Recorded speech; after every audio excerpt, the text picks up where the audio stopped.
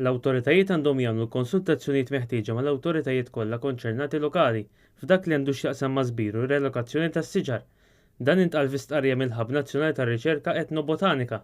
Il-ħabb li magħmul minn numru ta' esperti fih dan il-fundazzjoni tal-President tal-ġid tas-soċjetà qal li inkwetat bin-nuqqas taħsib li ikun hemm dwar is-siġar fl-isfond tal-impatt enormi tal-iżvilupp. L-istess grupp hu konċernat bit-tħawwil mill-ġdid tal-istess siġar u meta fil-proċess ta' dan jinqatlu. Il-grupp jisħaq li l-awtoritajiet jaraw alternattivi li jħarsu s-siġar li jkunu ilhom iħaddru t-toroq għal 20 ta' snin. Huma qalu li dan kollu se jħalli impatt fuq in-nies li jużaw it-toroq u anke r-residenti tal-madwar. Komplew billi qalu li f'Malta hemm bżonn li jkun hawn aktar natura, aktar ġonna f'nofs il-binju urban u li l-pjanijiet isiru fit-tul mhux biss fuq bażi ta' millu mal-għada. Il-ħabb għalaq billi qal li Malta għandha l-potenzjal li tkun ġnien fil-Mediterran, iżda bin-nuqqas li tisir fl-iżvilupp dan qed isir impossibbli. Din l-istqarrija ħarġet fil-jum li ż-żewġ siġar li nqalgħu minn triq il-Widf għall-Balzan ġew rilokati fi pjazz oħra fl-istess lokal u ħadu post żewġ siġar li ntqal li kienu mejta.